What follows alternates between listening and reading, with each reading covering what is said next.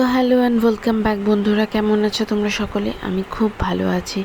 আমি তোমাদের সাথে আজকে আমাদের একটা খুব সুন্দর দিনের অভিজ্ঞতা শেয়ার করছি। আমরা কাচনার প্রায় ডিউটি আসি। এখানে এসে দেখো এই বাচ্চাগুলো আমাদেরকে কিছু শালুক দিয়ে যাচ্ছে পাশের জলাশয় থেকে। এরা অপরিচিত নয়, এদেরকে আমরা চিনি। বরাবরই আমরা যখনই কাজ করতে আসি এদের সাথে দেখা হয়। তো আজকে আমরা প্ল্যান করেছিলাম ওদের বাড়ি ঘুরতে যাব, বাট ওরা আমাদেরই অপেক্ষা করতে করতে ফুল তুলে রেখেছে। তো ডিউটির পরে আমরা ওদের বাড়ি ঘুরে আসি, ওদের জন্য কিছু আমরা গিফটও নিয়ে যাই বাচ্চাগুলোর জন্য।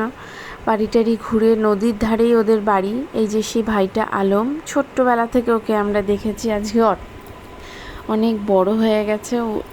আর মেয়েগুলি ওর বোন ছিল। তো আমরা এখানে দাঁড়িয়ে থাকতে থাকতে দেখলাম ওই দূরে আমাদের নৌকো চলে এসছে। আমাদের নৌকো করে পার হতে হবে। আগে এখানে সেকোটাই ছিল নদীর এপার থেকে ওপার, এখন আর নেই, সেকোটা এখানেই শেষ। এখন এখানে নৌকো আসে। তো আমাদের নৌকে প্রতীক্ষা করতে করতে শেষমেশ নৌকা আমাদের চলে এলো। ওই যে দূরে রওনা দিয়ে দিয়েছে। আজকে এখানে একটুও রোদ ছিল না, দিনটা ছিল খুব সুন্দর মনোরম। বাতাস বয়ে যাচ্ছিল ঠান্ডা ঠান্ডা। আমাদের মনে হচ্ছিল যদি আমরা এখানে কিছুক্ষণ বসে থাকতে পারতাম। এর মধ্যে নৌকো এসে ধাক্কা দিয়ে দিল।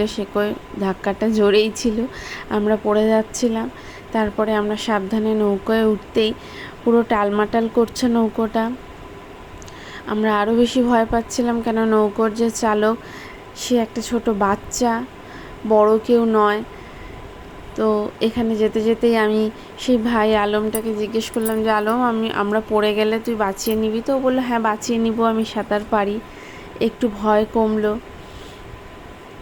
আমরা ডেলি উপরে ব্রিজের উপর দিয়ে যাই, কিন্তু আজকে মনে হলো যে না, নৌকো দিয়ে যাই। যেহেতু ওদের বাড়িতে এসেছিলাম, আবার আমাদের উপরে উঠতে হতো, তাই আমরা নৌকো করেই চলে গেলাম। ধীরে ধীরে আমরা পৌঁছে আসলাম আমাদের পাড়ে। ততক্ষণে দেখি একজন নৌকো থেকে জল বের করছে। আমি তো ভাবলাম নৌকো মনে হয় ফুটো হয়ে গেছে। এই ভেবে আমি আরও হুটাপাটি করতে লাগলাম নৌকো থেকে নামার জন্য। এখানে নৌকোর ভাড়া 5 থেকে 10 টাকা নেয়, কিন্তু আমরা যেহেতু ডেলি যাই স্টাফ আমরা, তাই আমাদের থেকে কিছু নেয়নি। এইভাবে আমরা নেমে পড়লাম। বাট এখানেই আমাদের জার্নিটা শেষ হয়নি। ডিউটি করে নৌকো পার হয়ে পায়ে হেঁটে এবার আমরা অটোর হেল্প নিয়ে মনোরম দৃশ্য দেখতে দেখতে আমরা বাড়ি পৌঁছে গেলাম। আবার